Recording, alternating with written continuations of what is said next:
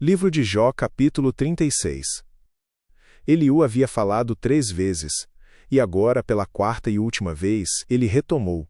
Com uma humildade incomum no início, tenha um pouco mais de paciência, pois ainda tenho outras coisas a dizer a favor de Deus. Mas algo havia mudado no ar ao redor deles. Os trovões que Eliú estava prestes a descrever já estavam chegando de verdade. Eliú começou com uma estrutura que apresentava tanto o lado da proteção quanto da correção divina, como Deus é poderoso. Ele não despreza ninguém, Deus sabe todas as coisas. Ele não deixa que os maus continuem vivendo, e sempre trata os pobres com justiça. Deus protege os homens corretos, deixa que eles governem como reis, e assim tenham uma alta posição para sempre. Mas, se alguns são presos com correntes, ou são amarrados com as cordas dos sofrimentos, então Deus lhes mostra que isso é por causa do que fizeram, que é o castigo pelos seus pecados e pelo seu orgulho. Deus faz com que escutem os seus avisos, e manda que abandonem o pecado. Se obedecem a Deus e o adoram, então têm paz e prosperidade até o fim da vida. Mas, se não se importam com Deus, então morrem na ignorância. Era uma estrutura teológica de 2 caminhos. Correção que leva à restauração, ou rejeição que leva à morte. E no centro, mas Deus nos ensina por meio do sofrimento, e usa a aflição para abrir os nossos olhos. Essa linha era genuinamente mais profunda do que tudo que os 3 amigos haviam dito. Os amigos diziam: você sofre porque pecou. Eliú dizia: o sofrimento pode ser a forma de Deus te ensinar algo diferente, mais generoso, mais verdadeiro para a experiência humana geral, mas ainda sendo aplicado ao caso errado. E então Eliú aplicou a teologia a Jó, e foi onde o discurso se perdeu novamente. Jó, Deus o livrou dos perigos, e o deixou viver em segurança. A sua mesa sempre se comeu do bom e do melhor. Mas você foi julgado e condenado, e agora está recebendo o castigo que merece.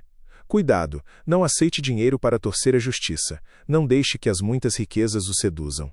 Não adianta nada gritar pedindo socorro. Todo o seu poder não tem nenhum valor agora. Você está sofrendo por causa da sua maldade. Cuidado, não se volte para ela. Você está sofrendo por causa da sua maldade. A linha mais injusta de todo o discurso de Eliú.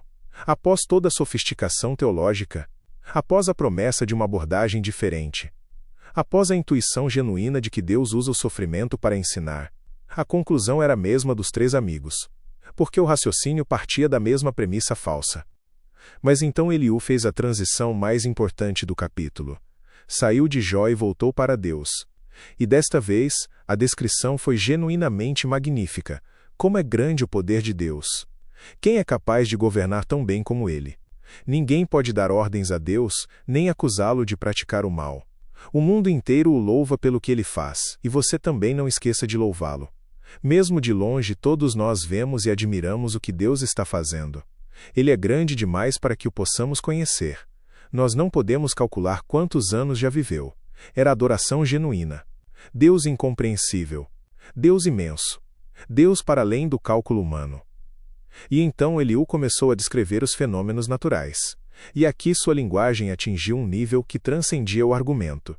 Deus faz com que a água da terra suba para um depósito, e depois a transforma em gotas de chuva. As nuvens derramam a água, que cai em aguaceiros sobre a terra.